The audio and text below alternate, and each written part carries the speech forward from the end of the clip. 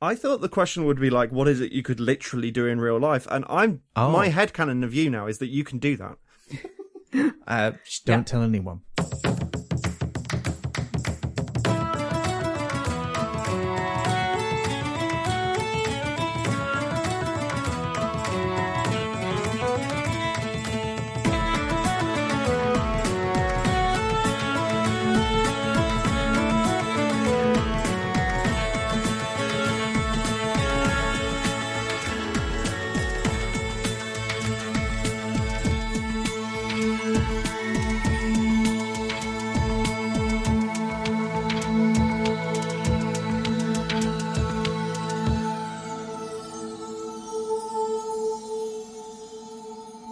Hi, I'm Elizabeth Flux. I'm Ben McKenzie. Welcome to Pratchett, the monthly Terry Pratchett Book Club podcast. Each month, we discuss one of Terry Pratchett's books with a special guest.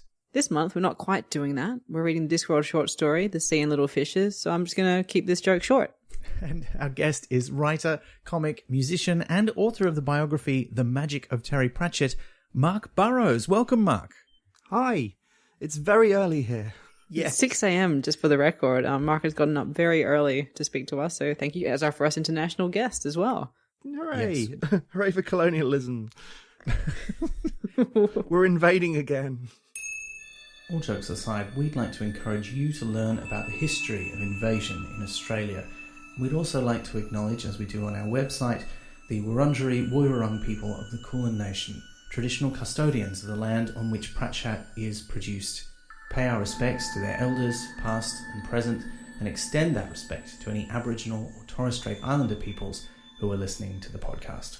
It is a pleasure to have you. You're our first guest from such a different time zone, not just from another country. So thank you so much for joining us. It's okay. Like, as we record, it's December the 21st. I don't know when this is going out, but there's something quite exciting about getting up this early, this close to Christmas, that makes it kind of okay. So I'm all right. You might spot the big man himself. Yeah. I actually just rewatched the first half of Hogfather the other day, and now I'm just imagining that this is practice for you. But Marc, you're a big Pratchett fan. Mm-hmm. I mean, I would hope so. Otherwise, yeah. You've spent a long time researching and writing a book. That must have been quite a chore for you. Hated every second. Every second. How did you discover Terry Pratchett? I got into Pratchett years ago, the early 1990s. I was about 13 or maybe 12, which would have put it 92, 93, because I am substantially older than I look. And my mum and dad lent a copy of The Colour of Magic and Guards by a bloke down the pub, which I always think is delightfully appropriate. And yes. I was and remain a complete nerd, and they knew that it was exactly my sense of humor. I was a comedy obsessive. I was into fantasy and sci-fi, and I loved Blackadder and Monty Python and things like that. So my parents immediately went, "Oh, this is for Marc," and they liked it too, but they passed it on to me. I think I read Colour of Magic first, and then Guards. What's brilliant about both of those books, if you're 12, is that both of them have swear words in the first 10 pages, which was immediately hilarious. But actually, but I was completely hooked. Although I think the one that really hooked me was The Light Fantastic. I went from The Colour of Magic to Guards to The Light Fantastic. And after that, I was kind of no looking back. I went to the library, went through the Pratchett shelves, discovered you can order books from other libraries, went through more of them. And at that point, there were a lot, but there weren't that many. So it was possible to catch up fairly quickly. There was 10 Pratchett novels out. I think the Bromeliad trilogy was out by that point, and about 10 Discworld novels. So I was able to catch up fairly quickly. It's quite a daunting task to jump in these days, but at that point I was early enough on the train. So yeah, I've never really looked back. I was the kind of fan that bought a book when it came out and the week it came out in hardback. I mean, I wouldn't say I am the world's biggest Discworld fan, because I've met much bigger ones, and I've never been that involved in fandom, if that makes sense. I've done a bit of internet arguing, but not as much as you might think. But but Pratchett's always been there. It's always been it's been one of those constants. So, yeah, that's my kind of journey. I'm just so curious about this bloke down the pub. Like, were they in, like, do he have a coat? And he just like, you want to get a look at some of these? And it's just really full like of books? to think so. Yeah. Or is it like you from the future going back and making sure that you get into the Terry Pratchett by like meeting your parents down the pub and handing them the books that you know you'll like? Oh God, no. I hope that's the case. Now you've suggested it, that obviously is the origin story of that. If you hadn't mentioned that, I'd never have done it, and then we wouldn't have been here. And then we'd be trapped in an infinite loop that might destroy the universe. So let's make sure that happens. It could have been me. It could have been both. It could have been me in a long coat, looking around and going, all right, Squire, can I interest you in some premium quality comic fantasy? Yeah, We've got your Douglas Adams. We've got get a your severe Douglas haircut. Adams. We've got your Robert Rankins. But I'd recommend a Terry Pratchett for a start. But you don't have to grow a beard. You get a beard with hooks on it like that. That's, Oh, yes, yes. You do it properly. Yeah. Yeah. I think that's a brilliant origin story. That's one of my favorites, actually. Yeah, I don't think anyone's.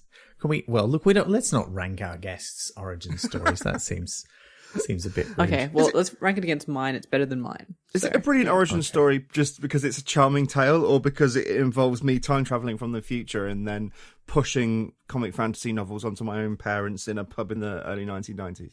Yeah, it's about the ultimate sort of movie about this, which is just going to be so extraordinarily meta. It's very good. And that's how you become Ask Me About Terry Pratchett Man. Which I still can't quite get over that is the website for your book that you have written. That is quite extraordinary. Where did you get that idea? I was particularly proud of that. It's based on the thing from Going Postal. I was thinking about, because I'm a horrible capitalist, in that I'm quite a good capitalist, which, considering my personal politics, is surprising. But I think partly it's from being in a band for so long, because I'm in a band as well that like has fans and we put records out and stuff, is that you kind of learn how to market stuff to a fan base. So I was trying to think of little quirks and things I could give away for free and packages I could put together, because the book came out on a small publisher and I just didn't really. It's not that I didn't trust them to do a good job. I just knew I could do a better one of kind of directly reaching fans things. So I was trying to think of slogans I could put on badges, and then that immediately led in my brain to Ask Me About Pins, which Yes. so that's a short jump to Ask Me About Terry Pratchett. And like, I didn't want to be taking the piss with it, because the book is not official. It's not an official biography, and I've had to be very, very careful about not pissing off the Pratchett estate too much. So if I'd gone for terrypratchettbiography.com or something, I felt like I might have been stepping on some toes. So actually just the idea of having Asked Me About Terry Pratchett as something I could put on badges and tote bags was the first thing. And also it kind of works really nicely because you've just read a book about Terry Pratchett, so now you know a lot of things. So it all kind of added up. And then I just thought it was like a nice little charming idea. So I was particularly pleased with it. Thank you very much for noticing. Yeah, no, it was Stamp of approval. it's a good touch. Yes, we should talk a little bit about your book. We should say up front, neither of us have read it, so we haven't. Not that we don't intend to. It's just we haven't read. That's not what we're here to discuss it's okay. today. It's been a year. I definitely I'm keen to read it, but you bring up an interesting point. It's not official, but it is kind of allowed. I think is kind of how I've seen it. That's sort of described. Exactly right. It's allowed. It nearly wasn't allowed. Ooh. Because obviously the first thing you do when you're writing a biography of somebody is you try and get hold of as many people involved in that person's life as possible. And it became very clear very quickly that I wasn't going to get access to the main players, because firstly, Rob Wilkins is working on a biography of Terry Pratchett, like an official one, that was partly written by Terry, because the last thing he was doing before he died was working on his autobiography, working on his memoir, and they were working on it together. So presumably there's a lot of material there already. Rob was turning that into a big biography. So they were never going to endorse another biography. They're certainly not going to endorse one by some joker publishing with a small publishing company who has never written a book before and no one has heard of. So I eventually found an email address that would get. I got nothing from the estate. I couldn't work out how to get through. I tried the Narrativia email address, lots of different things. Eventually, one of my emails got through, and my publisher received a terrifying email, basically, but not from the estate, from the estate's lawyers. It was the typical Pratchett thing of the people with of the terrifyingly serious men with expensive watches and very thin briefcases, and it basically said, "We hear you're writing this book. We'd really rather you didn't. We will not endorse it, and we really would like to read it before you publish it, please." So yeah, that was terrifying, but I think it's more of a standard thing. I think that's just a thing that happens. So we had to be really careful. I knew I wasn't going to piss anybody off when they read it, because I think what they were worried about is that it would be a cash-in, an exploiting fans kind of deal. Either it would be a hatchet job, which they couldn't control, or it would be a crappy hagiography that had no real kind of worth in of itself, that was just existing to flog books to Terry Pratchett fans. And I knew it wasn't going to be either of those things, because I knew that there wasn't going to be much dirt to dig. I wasn't going to find out deep, dark secrets, because I already knew that there probably wasn't anything like that. And I knew it was going to be affectionate because I was writing it. And also, I knew hopefully it was going to be good. It would have some sort of journalistic worth. So I was relatively confident that it would be all right. And then we sent it to them after I'd finished. And what I heard unofficially from a few people is that when somebody at the Pratchett estate read it, which means Rob Wilkins read it, although officially that's not the case, but I'm pretty sure it was him. Basically, the mood softened noticeably because they knew that I'd sort of journalistically done a fairly good job with it, that it was affectionately written. In fact, and they came back with a list of changes, not many, sort of 10 changes, a couple of which were extremely useful because they were factual things I could never have found out. Like it was actually it's not that, it's this. Some of which were kind of legal behind the scenes stuff, and the rest were points that forced me to clarify what I'd written. Like they'd rather I changed it, just took that bit out or changed it, but I was kind of like, I want to stand by that comment. So how do I make it stand in a book in a way that's unarguable? So there are a few bits that I went back to rewrite and actually were improved because the Pratchett estate had gone, hang on a minute, we don't like that. And I was able to kind of go, well, here's a quote from Terry that confirms what I'm saying. And here is like some other facts. Here is a slight tweaking of the wording to make sure that everything scans and makes sense. And here's when it's opinion and when it's facts. And here's that fact triple referenced, and I think that made it a better book. So in the end, it all kind of worked out, and I got a tweet from Rob, who the only official acknowledgement of the book from the Terry Pratchett estate is one tweet from the Terry and Rob Twitter account, which was a reply to somebody saying, "I haven't read it. This is not an official biography, but we wish Marc the best of luck." And that's the only official response I've got. That's quite nice, really. Yeah, unofficially. I got quite a nice private message from Rob, just when somebody left me a bad review, which is ridiculous because it's only had good reviews, except one person on Goodreads. And because of human nature and my brain, I obsessed about the one bad review I'd got on Goodreads, as opposed to the 74 and 5-star reviews I got, like one bad one. And I just sort of ranted about it on a Pratchett board, and Rob sent me a really nice DM saying, "Don't worry about it. Like, Terry got terrible reviews all the time. Calm down. It's fine." Yeah. Goodreads is hurtful, and basically, you're right, it's human nature. You can get as much fair and balanced praise as you like, but it's the one person who says something cruel or nasty or just flippant that's the voice that you're going to hear. I think that's just human nature, which sucks, but... A capitalistic fanboy. Google is your friend. 1 star. Yeah. Oh no, you've memorized it. Of course you have. Of course we all can. Of course I have. I can still quote from the 2-star review of my 2012 Edinburgh Fringe show, which also got good reviews from everyone else. It's just one of those things. Well, I got trashed on an Enid Blyton forum one time, and I still think about that at least once a week. Because it was very unfair, and I'm also like not a fan of Enid Blyton, so to have diehard fans getting quite mad at me for something that wasn't even a criticism is Do you know the Enid Blyton Pratchett connection?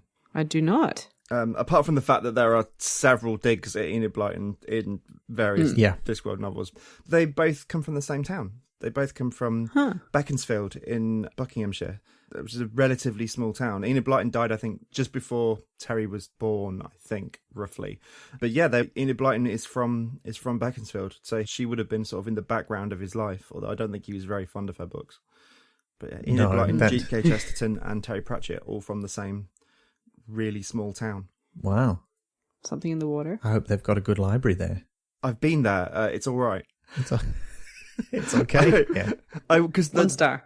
The library was so important to Terry growing up. Like, he worked there as a child. He was a Saturday boy from the age of like 10 or 11 at the library.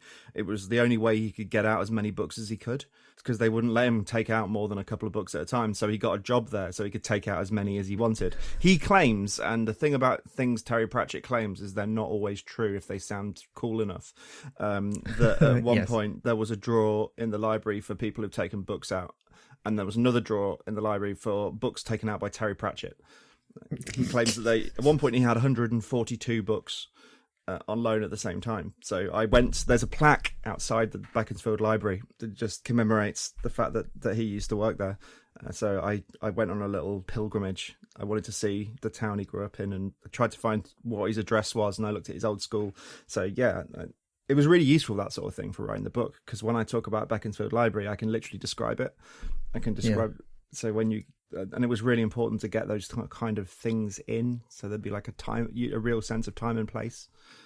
But anyway, that's my book, not Seeing Little Fishes. That's all right. I do want to ask you one factual question that you may know the answer to. This is something that someone at a convention asked us, and we did not know the answer, which was, there's a story, and so probably it's not true, but there's a story that at an early convention visit to Melbourne, a bunch of fans convinced Terry Pratchett to go with them to a audience participation screening of The Blues Brothers at a cinema called the Valhalla in Melbourne. I think it was in Melbourne. It might have been in Sydney, but I think it was the Melbourne one. And that gave him the idea to write soul music, or at least for some of the Blues Brothers gags in it. And I don't know if there's any truth to that. But a fan told me that story at a convention, said they don't know if it's true, but they've heard that from several people. That never came up at any point in my research. So I'm not saying that it isn't true. It's a good story. Yeah. Although with Terry Pratchett stories, particularly if they originate from Terry Pratchett, often the good story isn't the real story, because he preferred to tell a good story. I'd not heard it, but it sounds plausible. It doesn't sound like it's. He was of fandom. He loved. Like, he didn't consider himself to be like a focus of fandom. He considered himself to be part of it. So so hanging out with fans is not an unusual thing for him to do. It's not like the rock star that descends from on high to mingle with the common people. It's like it would be completely in character because he liked hanging around with fans. Like, whenever there was a posh, swanky Discworld based party in London or a book launch, that kind of thing, he always insisted that there was a certain amount of fans that would go, because he'd rather hang out with nerds than with people who work in publishing, which if you meet people who work in publishing, is an extremely natural assumption to come to. I always thought soul music was reverse engineered from the Kirsty MacColl song, which I know aware is a completely different book, but there's that line in a Kirsty MacColl song. There's the guy who works down the chip shop, swears he's Elvis. And I always thought there's a guy who works down the chip shop, I'd swear he's Elvish, which is literally a line in the book. It was one of those things where the whole plot was reverse engineered to get to that point, which would be a very Terry move. I can believe it. But yeah, cool. I cannot confirm or deny that story, but I do think it sounds plausible, and I like it. I hope it's true. Me too. Yeah, me too. Maybe we'll find out one day. Probably not, but that's okay. But we are here to talk about some of his work. In particular, we're here to talk about the short story The Sea and Little Fishes, the third Discworld story published. And it's weird because normally at this point in the podcast, when we're about to start discussing, we read the blurb. But of course, there is no blurb for a short story. There is a lovely preamble in A Blink of the Screen where he describes, the sort of background behind it. And the thing that struck me is the first thing he says, where, he did not find writing short stories easy. And he claims to have only written something like 15. And then, now, of course, we have 4 volumes of his really early short stories for children, in which there must be something like 50 short stories or something now complete, if you list them all. So that seems like a bit of a fib. But I get what he means. It depends on if you count like short stories as completed works that you're happy with, or like all of the things that you've churned out and you're like, I don't know if that's quite right, and then you go back and you revise it, and then suddenly you've got a body of work. So maybe that's, I don't know. Possibly he meant sort of since he'd become a novelist. Yeah, because that he makes churned sense, out yeah. a lot of short stories at the beginning of his career, because that's what he did. Like for the newspaper he worked for, that's how he got into fiction, right? Yeah, for his first published fiction. Well, actually, no, his first published fiction was a short story in a sci-fi journal in the mid-'60s when he was 14, which is ridiculously precocious. I've got a copy of it. I tracked it down, which isn't as like rich and satisfying an experience as you'd think, because that story is fairly is widely available. It's in a blink of the screen, the short story compilation. But it's nice to own it, to own the. It's called a magazine, but it's more of a paperback book. But yeah, so his first published work was a short story, and then he started that like a year later. He started at a newspaper. That year, he got another short story published, which has never been republished, which is a serious, quite dark science fiction story. I mean, it does sound like the sort of thing you'd write as a 15-year-old. Exactly, something that's very serious and dark. It's called Night Dweller. It appeared in a science fiction magazine called New Worlds in 1965, and it's the only thing that has never been republished in English. It has in German, weirdly, but it's never been republished in English, and it's because it's the only Terry Pratchett story I have ever read, and I've read some that barely anyone else has read, because I went through all of the newspapers, that has absolutely no jokes in it. It's a very serious, ponderous kind of. There's hints of H.P. Lovecraft in it. But he wrote, after that, he was off writing short stories. That's what he did. He wrote short stories weekly for that newspaper, and then for other newspapers, for coming on for 5 years. So there's certainly more than 15 there. But the thing is, it's very telling of Pratchett liking to polish his anecdotes, because he says he's only ever written 15 short stories. In the intro of A Short Story in a Blink of the Screen, a book which itself contains, like, what? Yeah, it's more than 15 short stories in there, surely. 25 stories? Yeah. Cheeky Pratchett, cheeky. But I do really love how he says, like, he titled it, I thought it also sounded like the kind of title you got on an award-winning story, in which sometimes it turned out to be entirely wrong, which I absolutely love. Because it does. It does sound like the sort of thing like a lofty short story would be called. But yeah. Yeah. And based on a saying that he invented and doesn't appear in the story, which I love. Yeah, yeah. Usually I try and, read up the, any annotations or kind of, theories behind all of the stuff that we discuss on the podcast. And of course, the short stories do not appear in the famous annotated Pratchett file. And they also, the books don't after a certain point either. They stopped updating it before he stopped writing books.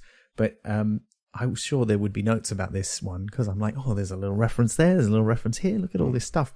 And there isn't. There's not a list of them, but there's a lot of. It's very rich. It's also quite long. Like, it's not a short story. It got called a novelette in one of the things I looked up, which is also like it's not quite a novella. It's just a long short story. Yeah, I mean, which is why I chose it. When you asked me which short story I'd like to talk about, I was like, can we talk about the longest one, please? Yeah, and it's great. I loved it. Like, I hadn't read this one before, and I was really excited. Because I didn't realize it was going to be about Granny Weatherwax. I'm like, yes, give me more of her, please. So it's a proper character piece, which is what's most lovely about it. It actually really tells you about Nanny's character and Granny's character in a way that you wouldn't really. Like, there are other Discworld short stories, like there's one called Theatre of Cruelty, which is a watch story that doesn't really tell you anything. It's a clever little idea. It's got a good central gag at the heart of it, but it doesn't tell you anything about Carrot or Vimes. Whereas this tells you everything about Nanny and Granny. You can extrapolate a lot of their character from this story without reading any of the others. It's a really rich bit of writing. Yeah. So shall we plunge straight into it? Let's get into the story. Like, it's basically starts off with like another story does, with an apple or several apples. Yes. I love this bit. I mean, look, I am on record on this podcast as saying that as much as I admire and think Granny Weatherwax is wonderful, Nanny Ogg is my favourite of the witches. I am okay with saying that and declaring it. And I love how, just as in many of the novels, this story is essentially told from her point of view. We get a lot of and real insight into the way she thinks, mostly about Granny, but also about other witches and the sort of way witchcraft works, and a few really lovely little bits about her attitude. And I love this opening sequence where she visits Granny to show her these apples that the local farmer has named after her, and describes them as tasty, a bit wrinkled, but a damn good keeper, which is such a good description of Nanny Ogg herself. And I assume they're red apples, like, you know, they're not... Well, because they're named after her rosy cheeks. Yeah. They have to be. Yeah, and because there's a frequent description in some of the novels where they talk about her looking like a red apple that's gone a bit overripe in the sun, which is delightful. You can just really see her in your mind. It's such a great description. But yeah, I really love that. Yeah, and what I really like about that whole section is that Nanny knows exactly what she's doing. And she's doing it on purpose. She's had an apple named after her, and that is gonna get up Granny's nose, and that's brilliant. Like, she knows she's doing it to wind her up because she knows she needs to be wound up. And I think what you get from this story, which kind of is a continuation of a journey that kind of begins in Masquerade, I think, and then carries on through Carpe Jugulum, is that Nanny Ogg is a sort of masterful granny wrangler. Like, yes, which sounds like a tabloid headline. Granny Wrangler Court, loose on the streets. But she knows how to manipulate Granny. She knows what it is that she needs. She knows how to kind of push her around the board a little bit, and I really, really like that. It's such a beautiful character note, because their relationship is a very much later on when the other witches turn up and they ask for Nanny's help. She actually kind of gets patronized a bit for being Granny's sidekick, for being this kind of almost like the kind of person that Magrat actually is, not like, you know, the wet hen. Why do you always stick up for her, kind of thing? Why are you always running around after her? And actually, you realize that it's Nanny that actually maybe has a lot of the power in their relationship, and it's such a nice character touch. It's such a kind of, it's one of those things that really elevates their relationship out from this kind of, the idea of the sidekick and the powerful person. It's not like that at all. It's a much more mutual thing. And it's kind of echoed in the trials, I think, with how Granny always wins, as we find out, but Nanny is very content coming second, and that's kind of what their relationship is like. It looks like she's second fiddle or coming second best, but it's exactly where she wants to be, because there's this really great section when they talk about, like, people like, it's a good thing to say you almost won. It's not a good thing to say you almost lost. So it kind of, I thought that was quite a nice sort of echoing through the trials of their relationship in that way. Yeah, definitely. Yeah. It's so difficult to talk about this story and not talk about Carpe Jugulum. And then also people say that there's a lot of Hatful of Sky that's queued up in this, although not sort of plot-wise as much, just little details that are happening in the background of the story, because it basically takes another character and plonks her into that environment. But I think there's a journey of Nanny Ogg's character that begins in Masquerade and kind of comes to a fruition in Carpe Jugulum, and this is a really good transition point in that journey, because this is written just before he writes Carpe Jugulum. Yeah, it came out like only a few months before, about 4 months before, 3 months before, something like that, it was published. Yeah, and thematically, it runs right into it. It works really, really well. There's that thing in Carpe Jugulum of Nanny finding that she suddenly has to be pulled into the crone position. Like, she's no longer the mother, and now she's the crone. And there's that whole kind of not at my time of life, like kind of, I'm too old for this shit kind of deal. Yeah. And it's because she doesn't want to be in the spotlight. which is weird because in terms of her family, she's very much in the spotlight. But it's kind of like she doesn't want that to be officially acknowledged as the important one. She doesn't want to be known as the powerful one. She'd rather be kind of the power behind the throne. And everyone knows Esme Weatherwax is the most powerful witch in the world. But Pratchett believed, and I checked this, there's a really great book called The Art of Discworld, which is a collection of Paul Kidby's work, but the notes in it are really good because it's actually as much worth getting for Terry's notes about each character. I think I've got that one, actually, yeah. He says that deep down, he believes Nanny Ogg to be the more powerful. Yeah, in Weird Sisters, there are a couple of moments where I feel like he's hinting at that. Like when they're doing the big spell to bring, Lanka forward through time, there's a couple of little things he says in that sequence in particular that made me feel like he was acknowledging that. Yeah, what Terry said was, I've always suspected that Nanny is deep down the most powerful of the witches, and part of her charm lies in the way that she prevents people from finding this out. And it's and you hear that that's in Seeing Little Fishes. You can hear it when Mrs. Earwig says, like, I'm not saying the woman isn't naturally talented. And Nanny's reply is, well, she has some natural talent, yeah, but not as much as you think, and she really makes it work. There's the sense that Nanny is the natural witch. Nanny is the one that has the immediate access to the magic and to knowing how that works. But Granny is that thing of having somebody who doesn't have... It's almost like Nanny has been the one that was born into money, and Granny is the one that is the self-made millionaire, except neither of them have any money because they don't need it. But that's that. Yeah. But Granny has had to work much, much harder, and that means her power isn't coming from this sort of innate ability. It's coming from someone who's practiced and practiced and practiced, whose iron will has made them the best at what they do. She's also got perhaps a bit more to prove, both to herself and to the people around her, because Nanny's got her family and seems quite content with everything. But, I mean, Esme is always fighting off the potential for evil in her. Like, it seems like she's always suppressing part of herself in that way. And I agree, like they do say it bluntly in the story, like she hasn't got as much natural talent as Nanny, so she has to work harder and has to prove that she's worthy of her spot, in my opinion. So that's probably something that drives her. Plus, it's the only thing she has, whereas Nanny's got a very rich tapestry of things going on in her life, family, friends, village, that kind of stuff. And in her youth, quite a lot of other stuff as well.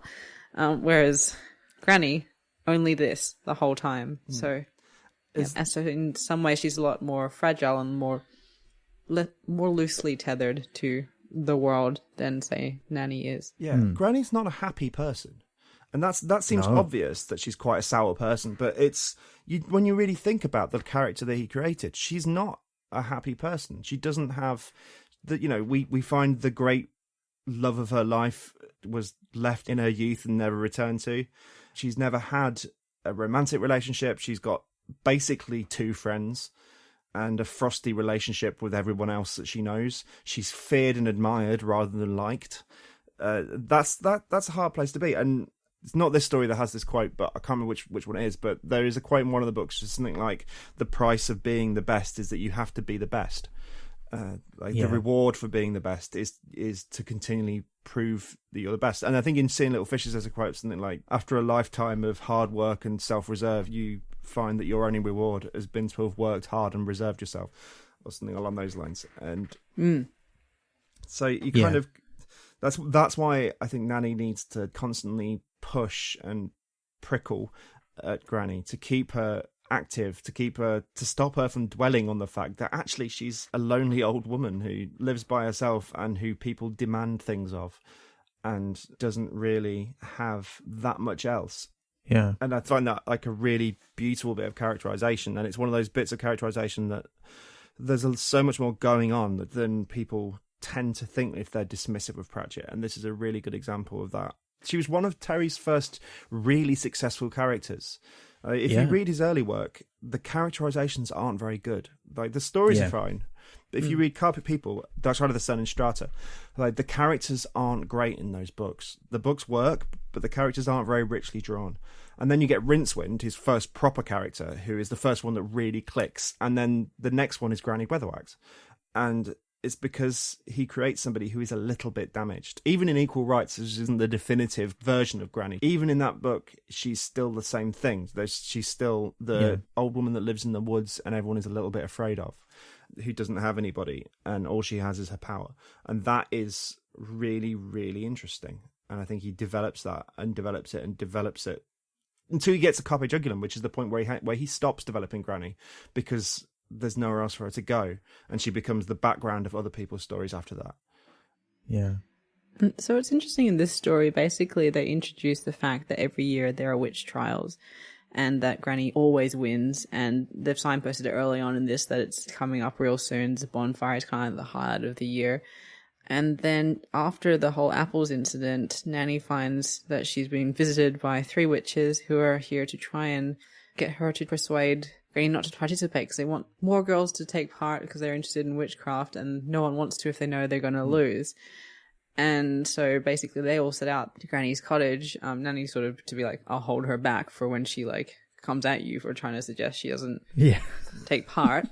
And so shall we talk about Mrs. Earwig, who is written so well. I think it just oozed disdain, but I had such a grasp of who she was. Oh yeah. Immediately. Like she's the church lady with the flowers. She's the whole, what is it? The marshmallow on the outside and the steel on the inside. Yeah. Like, you know exactly who she is. And you could point to 5 people you've met in your life who are that person. It was I grew up in country towns in Australia, and most of the people in the CWA, the Country Women's Association, a venerable institution in this country. But Are you saying that so that they don't come for you? Well, no, because I genuinely admire them, and they're great. But there are always a few women who are on the fringes of that, and they're not actually usually the ones who run things at the CWA, because the CWA is pretty on the ball about this sort of thing. But there are always a few, and more so when you go to. It really reminded me. I lived in Junee for a while, which is a tiny little town near Wagga Wagga, and we went to the local show, like an agricultural show, and the women who would win all the prizes in the jam making competition, or who would judge the cake baking, which we'll come back to a little later in the story. Yeah, exactly. Some of them were lettuce earwigs, and it was great to see her on the page. And before we move on too far, I do also just want to acknowledge the very Pratchett-y way in which he has flipped the idea of what a witch trial is. It's run by the witches to see which one's the best witch, not to see if someone is a witch, which I just... But there still has to be a bonfire. It's not a witch trial if there's not a bonfire. That's such a beautiful touch. Oh, and they have the cursing, which they don't talk about a lot, but it comes back in. Anyway, but yes, so they've gone up to the cottage after having presented Nanny with this idea that, we don't want to definitely come from Mrs. Earwig. It's the others are sort of going along with it because she's got one of those personalities that's like, wouldn't it be nice if we did this? I think we should. Anyway, so we're going to go do that now, aren't we? And it's taken as done, and you don't want to get on her bad side, otherwise you get the last cup of tea. I like the fact that the meetings. Nanny is going along partly because she knows that she has to be there with the fire extinguisher, essentially. But I think mostly she's gone because she wants to watch. She wants to watch what she's happens. That popcorn gif. Yeah, exactly. Sitting in the comments. It's like, this is going to be good. One of the things that's recurring, and it first happens when the other 3 witches come to visit Nanny, is that this idea that Nanny is the person who you think would swear, but doesn't. And there's a bit where she nearly swears at them, and then she doesn't say any swear words. And then later on it explicitly says, she looks like a lady who would swear, but she doesn't actually. And most witches won't, because they're very careful about what they say, because the words might do something that they didn't expect. And then that's the last thing that happens, basically, before she says, okay, I'll go with you. And they go up to the cottage where Granny is very nice to them. But the first thing Mrs. Earwig does is call her Miss Weatherwax. Yeah, it's such... it's brilliant. It's such a slam. Straight away. Knives out immediately. Yeah. And it's never happened to Granny before, because usually people call her Mrs. and she corrects them and says mistress. And this is the first time somebody's gone with Miss.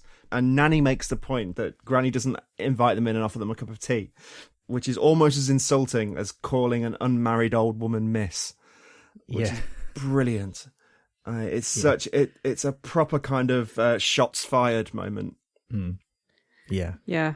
And we've all, I don't know, maybe I'm just extrapolating my experience of it, but we've all experienced someone who's done just such a blunt, power move, like a blatant power move from the outset. And you're like, oh, I know what you're doing and I hate it, but we're going to play this game, aren't we? And it's just, and she does like that. And then there's that whole like tension over whether or not she's going to offer them tea, like told through Nanny's eyes. Yeah, I love that. It's like if she doesn't, that's gonna say something. But she brings them in, and there was that whole thing about the less you like the person, the better the quality of biscuits, the nicer you are.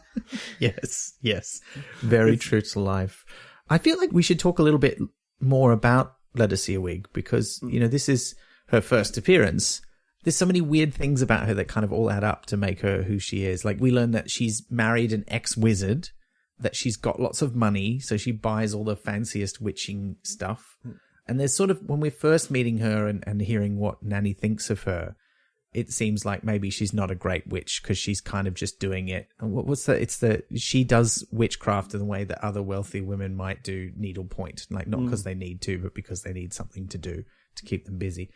But then as it goes on, Nanny does kind of acknowledge that she's actually a pretty good witch and she still is a witch. She's still made of steel on the inside. We just don't like her because she's terrible. So to draw a sort of like comparison, and I'm going to mix a few different things here, the way it's written about, like her marrying an ex-wizard, they're like, that's okay because if you do, he just has to stop being a wizard. So she's basically like lured a priest away from the priesthood, but he's got a suspicious amount of gold as well. So he's like a corrupt priest / wizard. And so now she's got a lot of money. And the way I sort of viewed this to understand it in round world terms is, let's imagine witches as like a book club, for example, right? So there's going to be the ones who like Granny, who read the book cover to cover, made extensive notes, understands it, perhaps read up about the author as well. You got Nanny, who like skimmed through it, maybe got her daughter-in-law to explain it to her, there for the wine and the cheese, but understands like how the book works. Like if you're having a discussion about it, she can get to the core themes. Like she understands it, even if she hasn't read every word.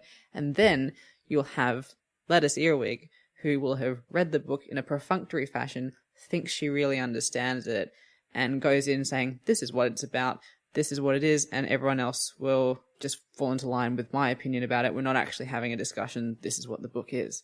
So she falls in the mediocre, in the middle of the range, but thinks she doesn't. That's how I sort of viewed their roles in comparison to each other. I kind of disagree.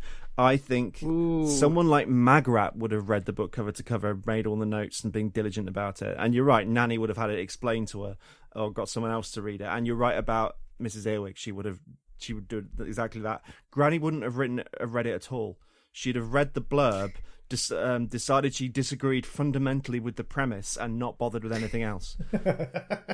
She can't be having with that sort of nonsense. Exactly.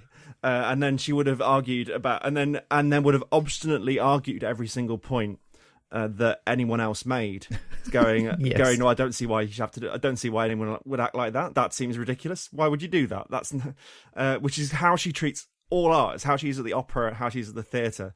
She would know she was right, but wouldn't feel like reading the book was particularly important. She wouldn't read the book. She'd read the author.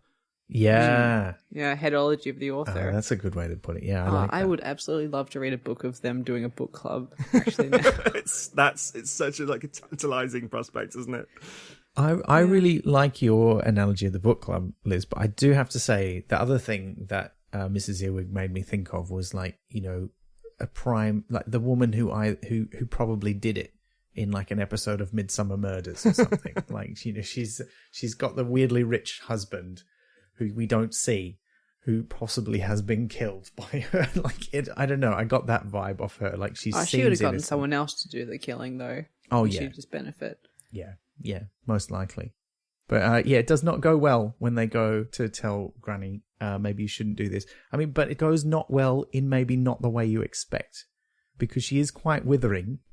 But it gets to the point where Mrs. Earwig basically straight up says to her, you're so mean to everyone all the time. Couldn't hurt you to be nice, like Nanny.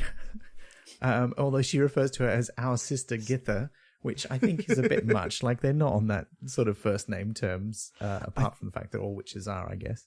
But she calls her Esmeralda and Esme at some point as well, which is which is not something she allows people to do. Yeah, and I also think describing somebody as like my sister witch again is something that feels like it's this slightly new age kind of, I've bought into the idea of witchcraft, and it's a sisterhood and it's a mystical coven of like-minded sisters, which is never how Granny sees witchcraft, and it's how the younger witches see it as well.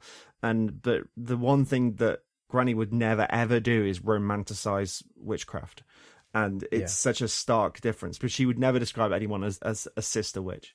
I don't know if you've seen Buffy, but there's that scene in season 4 where Willow goes to her university Wiccan circle for the first time, and they also do like a blessing, and then they go, okay, so who's bringing what to the bake sale? And after a while, she eventually goes, I thought we'd do like spell something, and then one of them sort of like nervous, confidently is like, oh, and then maybe we'll all, I don't know, get out our broomsticks and fly around on our broomsticks, and it kind of had that kind of vibe to me. Like they'd all learned their witchcraft from a book and were reading, like phoning it in, but not really getting what it's actually about. The fundamental idea of Discworld witchcraft comes from that passage at the very beginning of Weird Sisters, where it's like the first line in Weird Sisters, properly anyway, after the seed's been set, where it's the three witches essentially ripped from Macbeth, round the cauldron, when shall we three meet again? Well, I can do next Tuesday.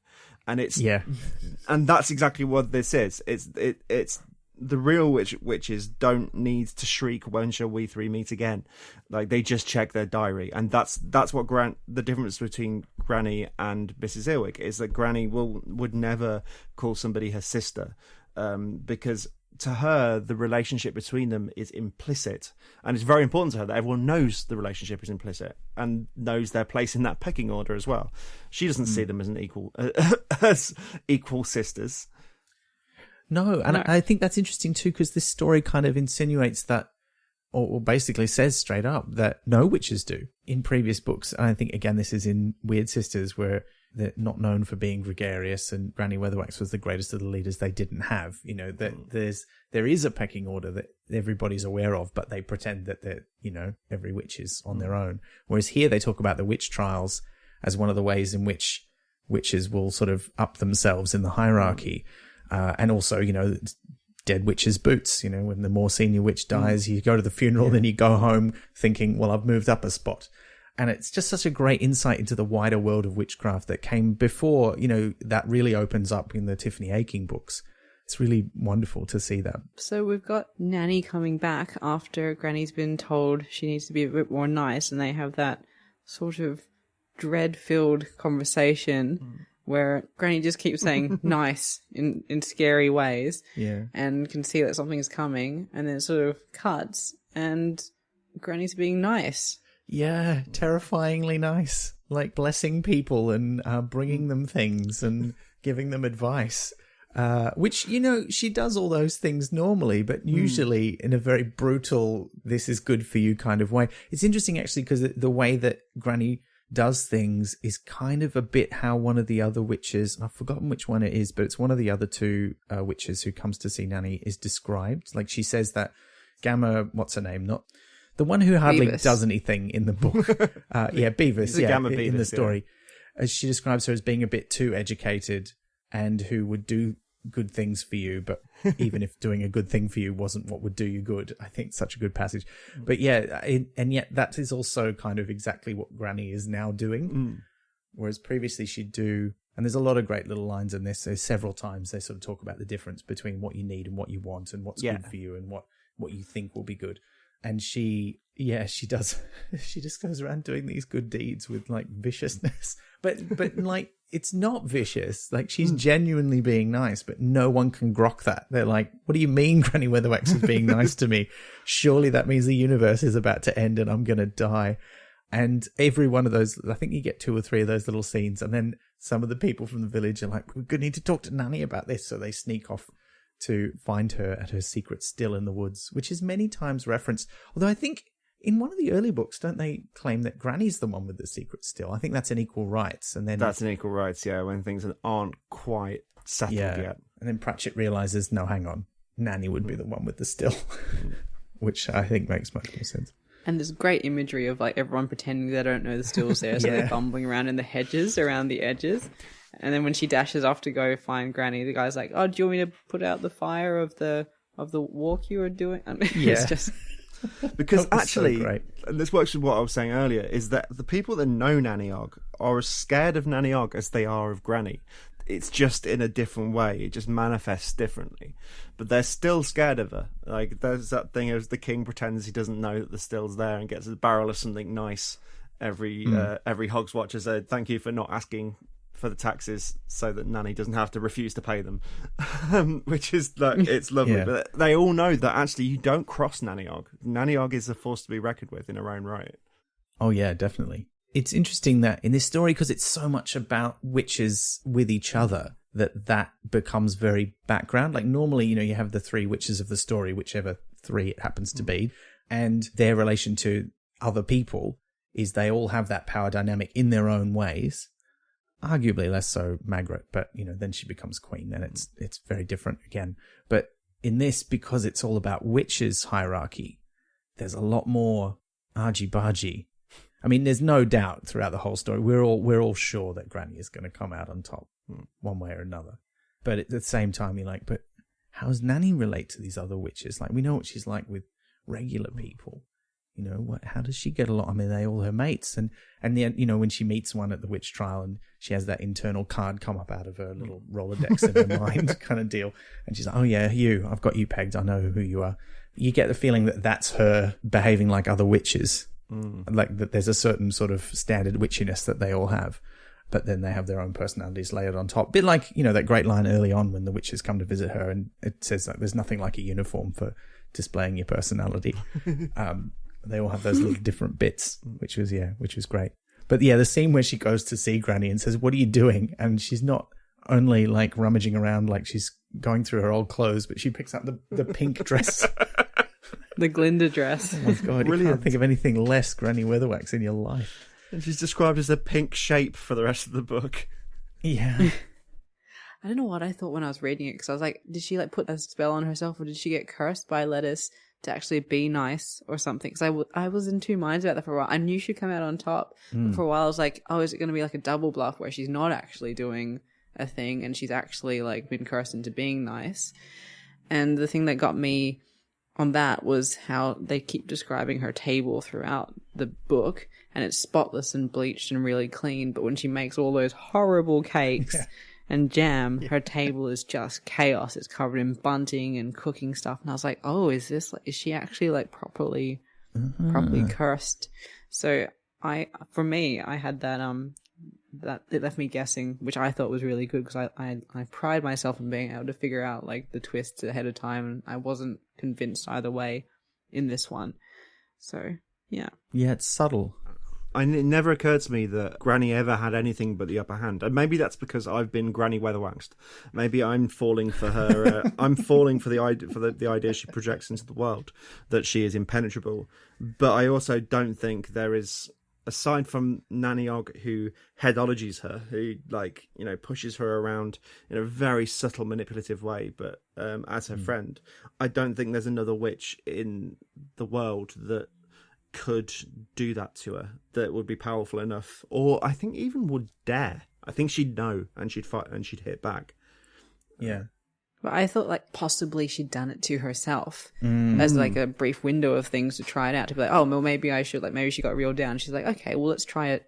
24 hours of being nice and cursed herself to actually believe it. Like, that was a thread that I had as well for a while, because she kept saying nice in that scene, and she might have been plotting something, but she might not have been plotting what we thought she was, because she does have that sort of darkness and down on herselfness to the edges. So I thought perhaps that was going to come into this short story. I don't know. Yeah, I like that idea that it could have been a curse, but I think also this story and also some of the other books, they kind of really, as much as I want to believe that Nanny is the only one who has any control over her, I think she doesn't really. I think, it's more that Granny allows that. And in this one, there's that moment where Nanny's saying, you've got that smile on your face, like that time you did this horrible thing, and this time you did this horrible thing, and this time you did that horrible thing to people who deserved it. And then there was that time that avalanche fell on what's his name's house. And, I love that bit. And he says, like, Nanny was pretty sure that was just natural causes, and was sure that Granny knew that she suspected that, but Granny still does that moment where she's like, I'm sure you might think that, but I couldn't possibly comment kind of reply. I think the quote is something like the conflict between personal pride and respect for the truth or something. Yeah. It just made me sort of really think again, like, Granny needs Nanny as that to keep her in check. And so she allows that. And I don't think but then if it came down to it where Nanny pushed her in a way she didn't want to go. Oh yeah, that would be interesting. And I think I would have liked to see that, as much as it would have made me very sad. Like, like your favorite aunts are fighting each other, you don't want that. I think it would have been fascinating to see that happen, because I don't think it ever really quite comes to that in any of the books. Like, they have arguments and blow-ups, but in the end, Granny always realizes that Nanny is probably right, or vice versa, and they work. But there is that moment in this thing where Nanny for a second thinks that she's done something to her grandson. Oh yeah, that's and you get a glimpse of where it could go. Yeah, but then it's quickly because I was like, oh no, like what's going to happen? So yeah, I think that was a really good quick jab. Yeah, it's almost a horrible piece of writing, in that it's a really good piece of writing. That moment where you feel Nanny's sudden stab of fear, and she refers back to it later. And Granny knows, and you can tell it breaks Granny's heart a little bit that they think that ultimately she would do anything to hurt a child, even one as irritating as Pusey-Ogg. The stickiest Pusey-Ogg. The stickiest child of all. Yeah, because what happens is, Nanny does go to see Granny and says, people complaining you're being nice to them. And I love when the men from the village complain to Nanny, she's like, I don't really see the problem here. Yeah, because on paper she it all blessed works. your cow. She told you where to find water. What's your issue? And then they're like, you put too much of the stuff on the dog, and it's your fault. It's extraordinarily hairy. Yeah, you should have read the instructions, which were there. But yeah, she goes to her and says, look, you're kind of unsettling people, and now you're unsettling me because you want to wear pink and you're making things. And she decides that she's going to go to the witch trials, but just help out, not participate. So she bakes a bunch of these horrendous cakes, which are worse than, they're not even good as dwarf bread by the sound of it. They're just horrible. The jam. And the jam, which what do they describe it as? Like solidified purple lava. Such a good. And then someone writes a little sign later on to say, Mrs. Earwig does. Oh, that's right. Right, win $3 if you can pull the spoon out. So good. Which is actually is one of those things that shows that she's a lot sharper than initially made out. That's actually that's not just like the superficial power move of calling Granny Miss. That's actually a very smart move. That's something that a witch would do. And it's one of those little hints that comes back when the character reappears later, that there's more to her than the kind of stuck up, awful busybody that you assume she is to begin with. Yeah, she's got layers, and this is, you were talking like an onion. Yeah, oh god, got to foreshadow the onions. But yeah, like you were saying, Mark, earlier, his early characterizations are not great. They're quite shallow in some of those really early books. And I mean, those characters are still a lot of fun, but there's not much to them. Whereas now at this stage in his writing, every character, it's so rich. Yeah, they've all got lots of going on. Yeah, it's great. Nanny goes along to the trials because she wants to see what's going to happen, and all the witches there are like, Granny's here, look at these cakes, look at this jam. They give her a job to do, which is to run the lucky dip, and everyone's like, are you sure? Like, she's got a bit of a her sense of humor's not quite right, and it's not very popular because and basically the whole thing proceeds with this shadow of what is Granny Weatherwax going to do over it, and everybody's freaking out a little bit, although the witches are obviously, they don't want to show it, and it builds and builds and builds and builds until you get that moment we were just talking about where they hear Pusey screaming about something, and he's at the lucky dip, and Nanny runs over and gets halfway through the sentence, what have you done to, and then she herself goes, what am I thinking?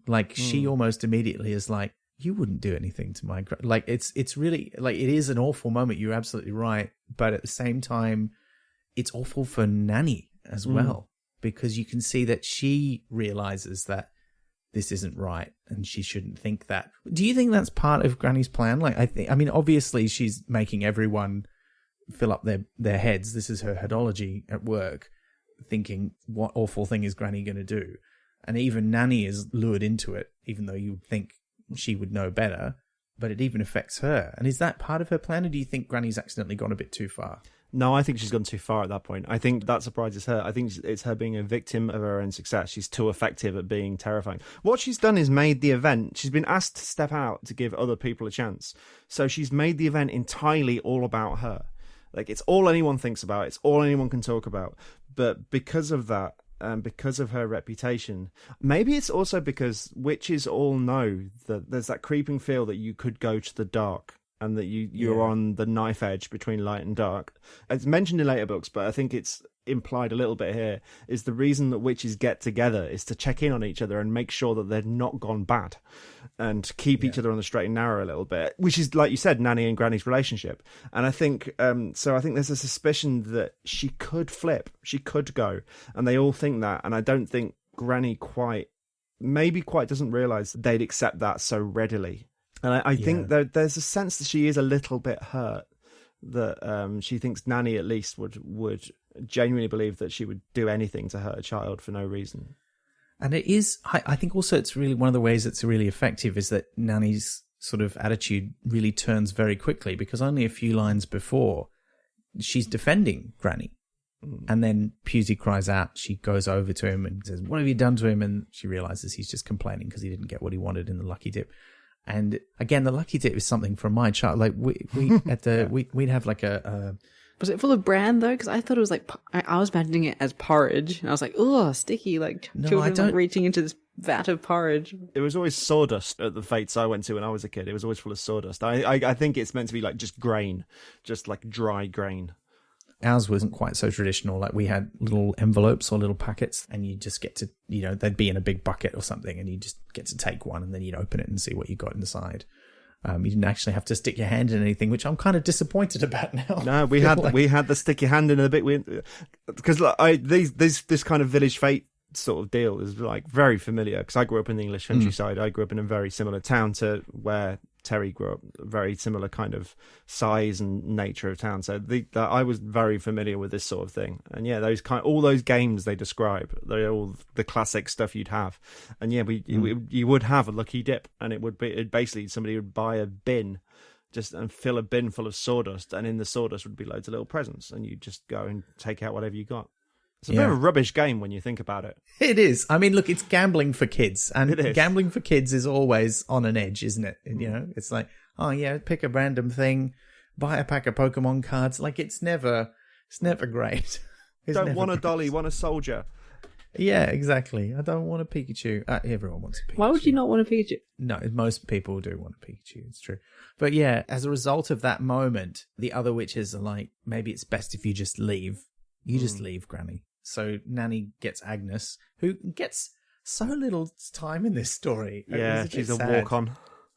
Yeah, I mean, at least she gets a couple of lines of dialogue, but that's about all that goes on there. And a whole lot of cruel jokes. Were they? Oh, yes, no, that's right, because one of the other witches doesn't know who she is and describes her as like a bowling ball or something. What does she say? I can't remember. It's just repeated every time they talk about Agnes, except for when she helps Granny home. It is just a bunch of cruel, fat jokes.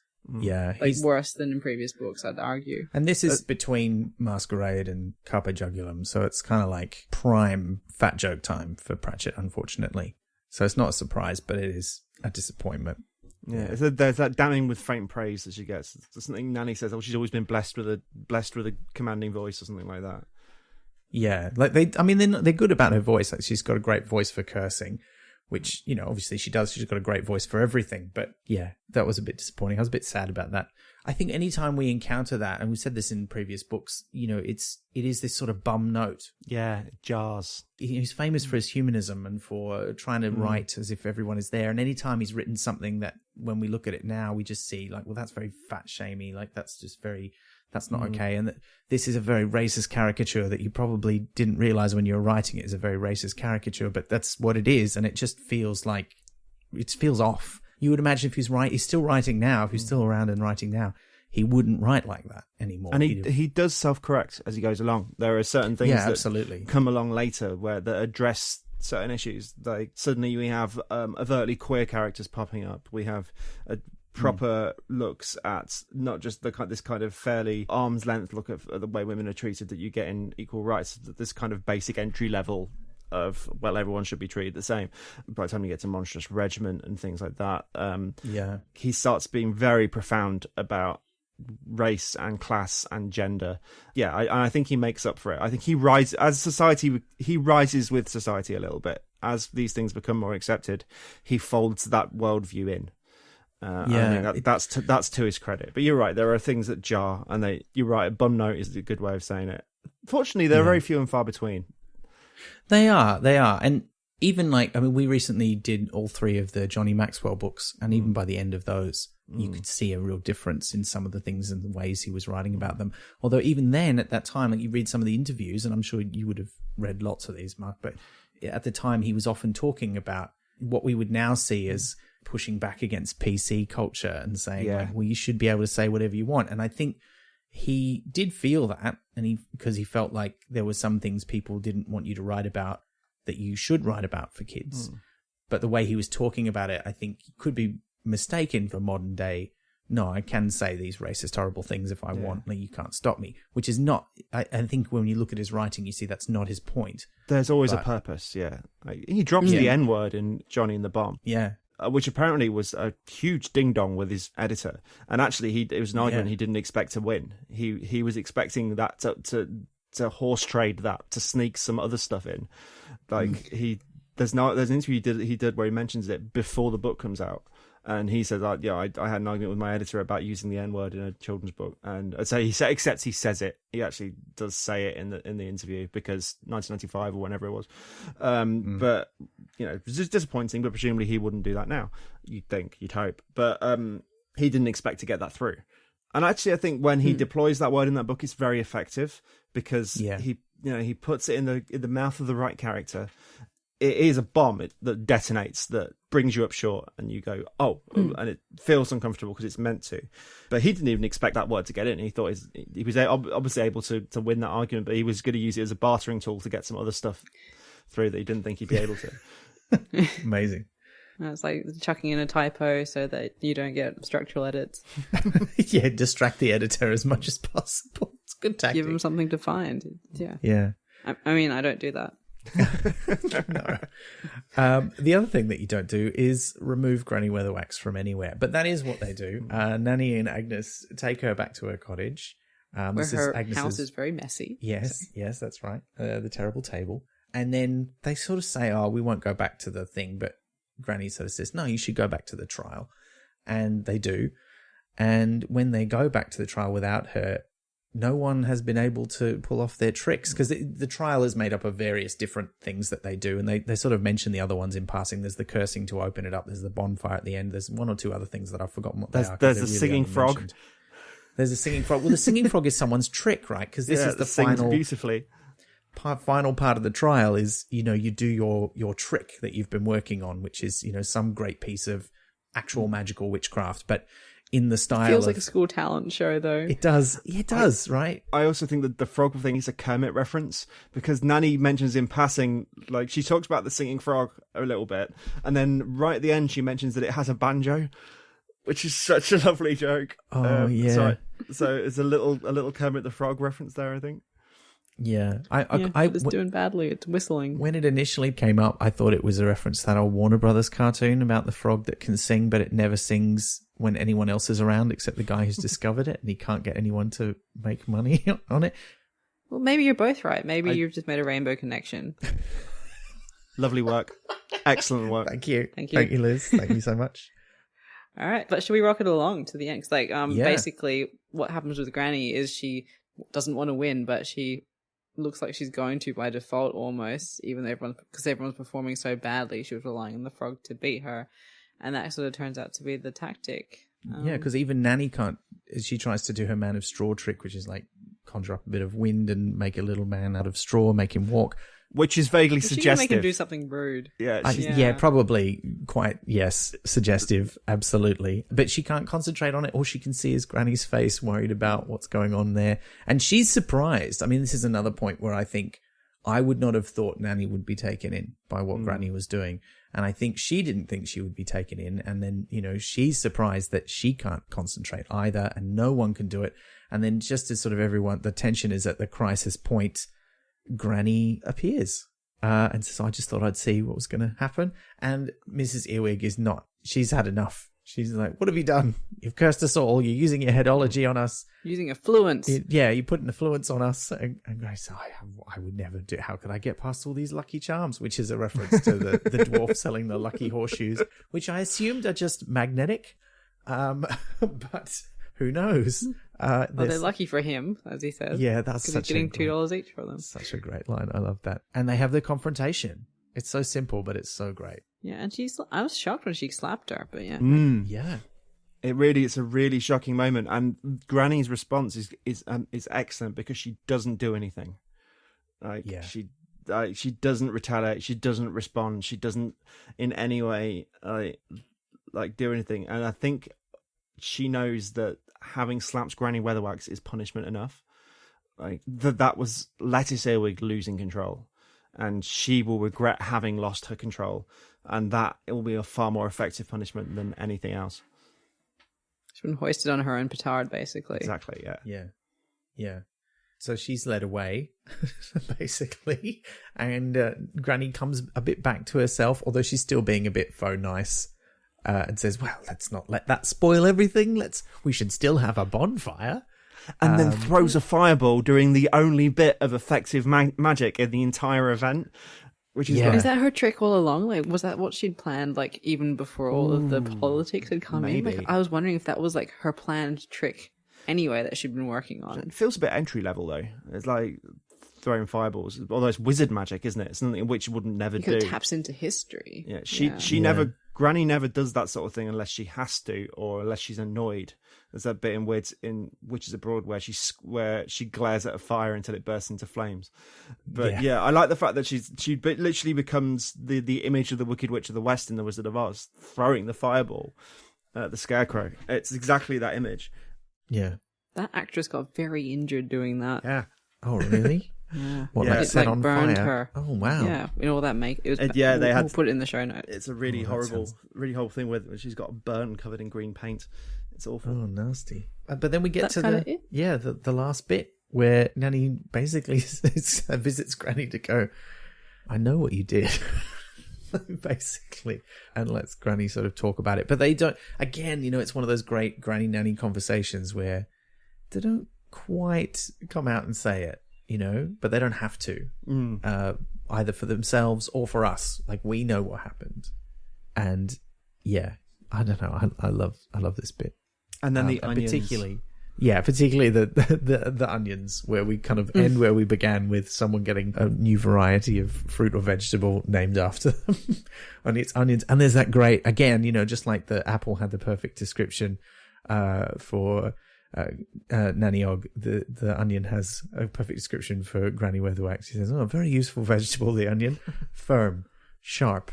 Good for the system, keeps well, adds flavour, hot and spicy. And then they go nice off with track cheese. a bit. Yeah, it was great. Nice with cheese. But the one that's unspoken is that it's many layered. That's the thing they don't say, but is completely true. Is an onion has many levels, and you keep taking the layers out, and there's still more layers, which is very Granny. Like a parfait. Yeah, so good. It's very satisfying. So, shall we go straight into questions? Because I know we've sort of brought up our favourite quotes as we've gone along. Sure. Yeah. All right, so this one comes from Sven via Discord. Okay, since this story is about naming fruits, if an apple was named after you, what would it taste and look like? And as a bonus question, what is your favourite curse? Oh, this is a good question. Because I do love apples. And my favourite apple is the Granny Smith. I love it because it's so sour. So I would hope that it would be like a Granny Smith. I want it to be a bit tart, a bit unexpected. But it's supposed to be your personality, not what you want to eat. Yeah, but I personality. I guess it would have to be. You could be a bit tart and unexpected. What do you mean? Just what you said. I'm just saying your answer back to you. No. It's tricky. I think I would be dependable, but not particularly outstanding eating apple. But if you give it a bit of time and turn it into cider, it's pretty great. That's the kind of apple I would like named after me, I think. One that needs fermenting. Yeah, one that needs a bit of time to get to its best. Something that's made of mostly apples. Yeah, mostly apples, exactly. Much as in this story, when Nanny Ogg says, I'm bringing some bottles along, and they're like, oh, did you make some wine? It's like, it's a bit like wine, yes. That was great. Oh, and we didn't even mention the bit. You just made me think of this after Nanny's left and has left the bag of apples with Granny. Granny just sort of sits there. Oh, the apples just go mouldy and some worms crawl out. It's just like instantly. Oh, I really love those little points where you see how powerful Granny Weatherwax is, but in a way that she never really lets on.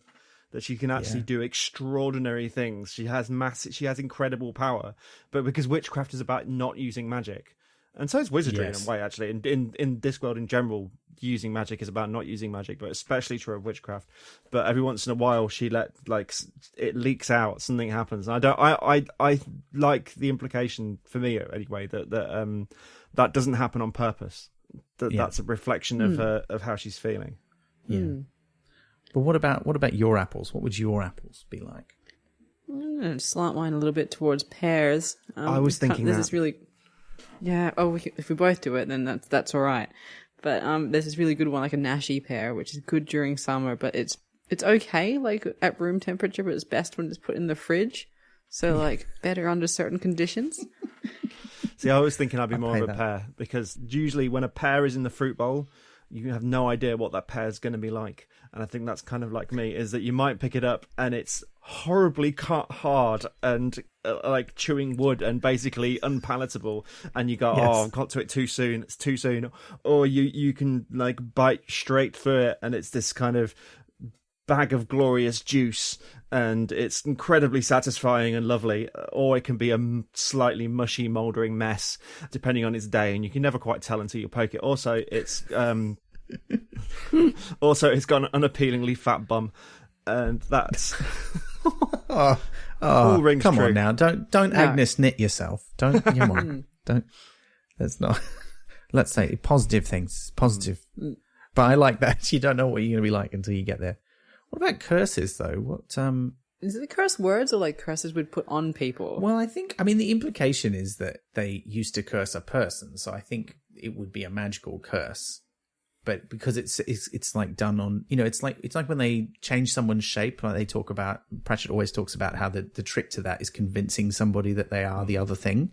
And that kind of their own morphological field does the work. It's implied, it's explicit in the book, actually, in the story, isn't it? There's a difference between cursing and cussing. Yeah. So just swearing at someone, but in the hands of a witch, like cussing is also kind of dangerous. As Nanny Ogg finds out, she actually sets some grass on fire in this story when she swears. So I don't know, what kind of curse would you lay on someone? It would depend on what they did, but I think the best curse is the one that would be drawn from what they think would be the worst thing to happen. So if you could get the curse to be self-inflicted, they're like, oh no, what if it's this? And then it is that. It's like if you personally were scared of bats, or like if you thought the worst thing that could happen to you was that your shoes always felt like they were full of mud, then the curse is that whatever you think is bad is happening for 24 hours. This is the or room. for however long you deserve it. And that's how you end up being attacked on top of a skyscraper by a gigantic marshmallow man. Yes. Yes. But this is the room 101 curse though, isn't it? It's like whatever the worst thing is going to be in there. But yes, also just think of something innocuous. It'll be fine. I quite like the Granny Weatherwax idea of curses, where there isn't really one, but you spend your entire life waiting for it to happen, even if it never does. You're constantly waiting for the other shoe to drop, for the thing to happen. It's definitely going to happen at some point, and you spend your entire life in fear, and then maybe you live your life better because of it. I like that. It actually reminds me of the fact that when I was in high school, I never used to swear, and that became a deliberate thing after a while, because what would happen is if I needed to tell someone that I was really angry, all I had to do was just say one swear. And people were like, oh shit, Ben's really angry. And Ben, are you really angry right now? Yes. No, I'm not. No. I swear a lot you more just now. swore. Now I swear a lot. Not on this podcast, but I do in real life. I enjoy it. But yeah, I remember there was one time we were rehearsing for a play. Someone said they didn't want to rehearse. I'm like, it opens in a week. And they're like, I just don't feel like it. And I just went, oh. And as I was walking away, I just went, oh, fuck. And they went like, oh man, this is really important. We better do it. We'll go to and it was like, was Granny Weatherwax headology. I hadn't even read the books at that stage, I don't think, but it was, maybe I'd started reading them, so maybe she was my inspiration, I don't know. Anyway, but that's probably my curse. It's just the right word at the right time. There you go. Speaking of the right word at the right time, this one's from Molokov via Discord. What's your favourite word that has more than one meaning in different contexts, such as nice? So Molokov is quite fond of peculiar, is the example. I'm going to say mine. It's fuck. Like, that's kind of... Oh, it's going to be mine. But you can also have it. In that case, right. There's a lot of meanings. Can I have bugger instead then? Yes. Yes, that does have a lot of good meanings. It's true. I am fond of a good bugger. Now I've got to think of one. Look, I think quite is a good one. Quite can be so well deployed. You know, quite nice.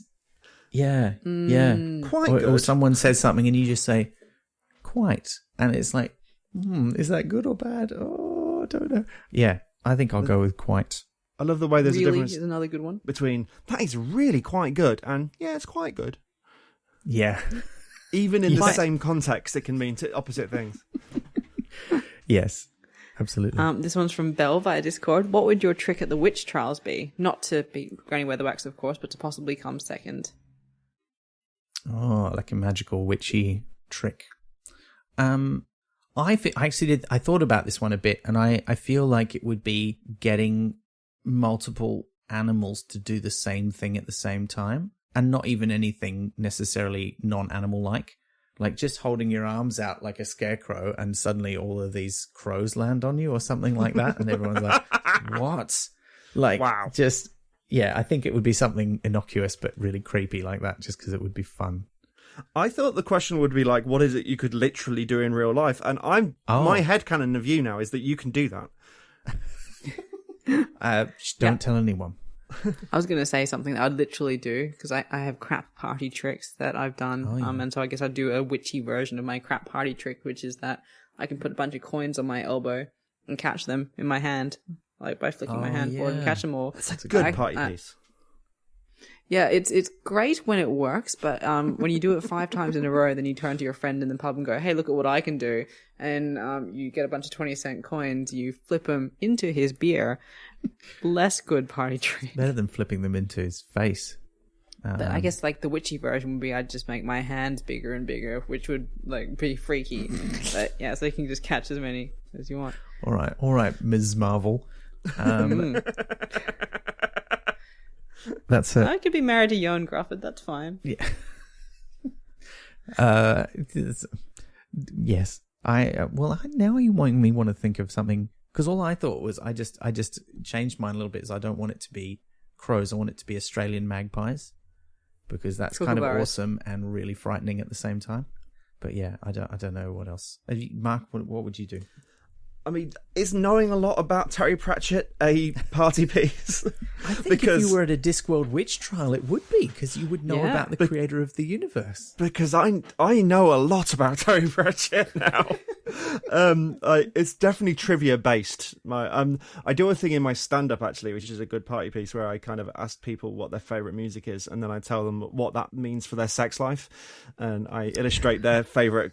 I can say everything they need to know about their sex life based on their favourite kind of music, so I'd probably do that. Which, when Nanny Ogg just pulls out the Hedgehog song, would be one I couldn't answer. We also got some good comments about the book, and also in response to some other people's questions. So from Shut Up Banks. Shut Up Banks' trick would be handwriting reading, for extra points, reading it upside down, which I thought was a very good one. And that's actually like something that I've been able to do and felt it's like that song, Very, Very Mild Superpowers, by that comedian. I do know. I feel like that's one of my very mild superpowers. I've got one actually. Now, if you want things you can really do, mine would be someone could play me a really annoying song that gets stuck in your head and not get it stuck in my head. That is not very mild. That is a superpower. Thank you. Yeah, I'm like the opposite. Like I get every song stuck in my head all at the same time. No, it's like a sponge for songs. So yeah, I can't even imagine living that life. Oh. And for the last one, this one's from Elaine Rose, mine via Facebook. Do you think Granny Weatherwax could have ever lost the trials, and how would she ever have coped if she did? I'm going to answer it quite briefly. Yes, in extreme circumstances, and badly. So, I think anyone that could beat Granny Weatherwax would be somebody that she would have so much respect for that she wouldn't take it badly because it wouldn't seem like a natural thing to have happened. Although there is something with her about being, the old gunslinger, always looking for this. But it's in the story, isn't it? They're always looking for the young pretender to turn up. But I think when it genuinely happens, it would be met with mutual respect. Yeah. Because she talks about, the fact that everyone thinks she's going to win. She says, well, that's what I think when I go in. I think I'm going to win. And if they don't go in thinking or knowing that I'm going to win, well, then, of course, they're not going to win. Like, they should change. So I think if it did happen, if that's why it happened, if someone was really, better than her, she'd be all right with it. If it was because, Mrs. Earwig had, decided to judge it unfairly or something, there would be hell to pay. That's what I was imagining. Or because Nanny Ogre distracted a child with a bag of sweets, which is literally what happens in Lords and Ladies. Yes, absolutely. But I actually think, that she wouldn't ever lose, because I think the year that she thought she wouldn't win, she'd just not go.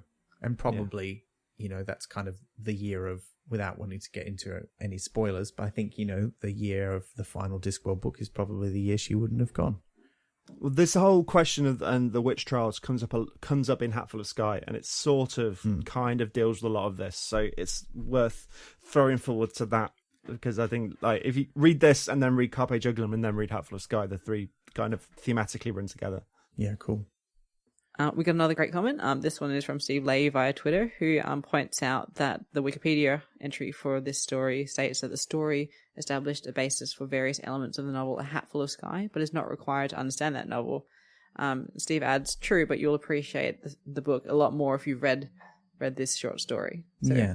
I'm looking forward to discussing it maybe in the context, when we get to that. Yeah, me too, because I haven't read A Hatful of Sky, so I'm very excited about it now. It's also worth mentioning that there's a whole longer passage that was cut out of this story, which is included in A Blink of the Screen, the anthology, which was kind of repurposed and used as a scene in Carpe Jugulum. And it's the one where Granny packs up her house and leaves, and then goes to the bit of gnarly ground. And I think it also includes the bit where Nanny comes and sees her cottage and realizes that she's left. And it's given quite a different spin because it happens for different reasons in the other book, although not entirely different reasons, I suppose.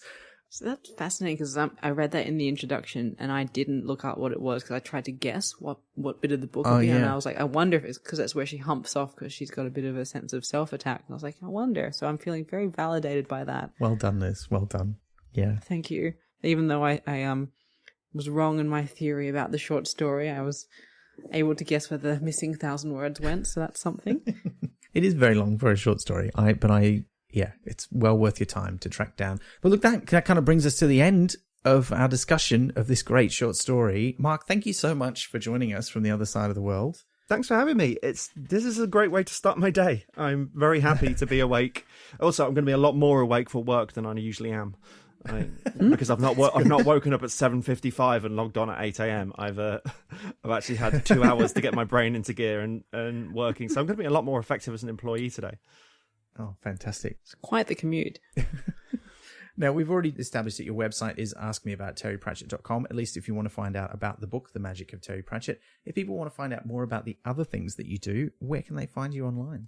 Twitter is your best bet. I literally live on Twitter. I mean, I actually work for Twitter. So I live inside Twitter pretty much all the time. So yeah, I'm at 20th Century Mark 20th, the word century, and Mark MARC. And that's where you can generally find me. I'm in a band called The Men That Will Not Be Blamed for Nothing, which I'd also, if you like Pratchett, you'll pretty much like my band. It's essentially it's very, very Discworldy in the theme and the content. So I would recommend checking that out. But yeah, if you find me on Twitter, I tweet about everything I do, and I tweet about my stand-up and the band and upcoming books, of which there are a few happening now. So yeah, that's all. Find me on Twitter. Bother me. Is there anything coming up for you that you can mention or want to mention? Yeah, I've got 2 books I'm working on at the moment. I'm editing a book about the Manic Street Preachers, the band, who are one of my favourite bands, where I'm finding other writers to write a chapter on each of their albums, and I'm putting it all together, and I'll write a chapter myself. And then I'm also writing a book about the relationship between David Bowie and Marc Bolan, and the sorts of 60s music and culture and glam rock, which sounds very far away from Pratchett, but actually there are some crossovers. Like they were all born the same year, so it's an interesting. You can actually see some crossovers in growing up working class in post-war Britain as a young man, which is fairly interesting. Although obviously their flights of fancy go off in very different directions. But yeah, that's my kind of main big project, and that's the next book that's coming. I write about music mostly. But, there will be more. I do a newsletter once a month that I call Glom of Knit. So if you can sign up. If you go to tinyletter.com/20th Century Mark, you can sign up for the Glom of Knit newsletter, and I throw in short stories I've written and bits of information, and usually some Terry Pratchett stuff in there as well. So yeah, great. All right, thank you so much once again. And that brings us to the end of the episode. Thank you so much for listening. This is our first regular main monthly episode where we've done a short story instead of a book. And we're thinking we might bring this in as a regular thing, maybe every 4 or 6 months, just to give ourselves and all of you listening a bit of time to catch up with the novels that we are normally discussing, because reading a novel a month is not always an easy thing to do, particularly right now as I gesture wildly around all of this. So we hope that it's been a nice little diversion for you and that you check out Marc's work. And we'd also just like to say a big thank you to all of you who've chosen to support the podcast, whether that's through a monthly subscription or a one-off donation, which we've had a few of recently. So thank you very much to those of you who've done that. Or if it's even just telling other people, it all helps us, because we don't do this just for ourselves. We do it so that people will listen and enjoy it. And remember, it does help us if you give us a review or a rating on your podcast directory of choice, whether that's Apple Podcasts, Google Podcasts, Spotify, Podchaser. There's lots of them. We won't tell you which one. That's a matter for you. We will be back next month, and we'll be discussing The Elephant in the Room, Liz. Well, how many are there? Oh, yeah. 1, 2, 3. Oh, yeah, right. It's the 5th elephant. So next month we'll be going back to the Discworld to read The 5th Elephant, the next Watch novel off the ranks, with returning guest Richard Mackenzie, who was our guest way back in episode 5 when we discussed pyramids. So it'll be wonderful to have him back. But before we meet again, ask yourself, are you an apple or an onion? You've been listening to Pratchat, the monthly Terry Pratchett Book Club podcast, with Pratchatters Elizabeth Flux, Ben Mackenzie, that's me, and guest Marc Burrows. Pratchat is produced and edited by me, with music by David Ashton of Sample & Hold Studios. You can find us on Twitter, Instagram and Facebook at Pratchat Podcast, and listen to past episodes and support the production of new ones via pratchatpodcast.com. Join the conversation for this episode using the hashtag Pratchat39. Pratchat is brought to you by Splendid Chaps Productions.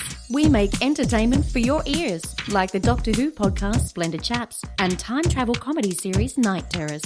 To find out more, visit splendidchaps.com.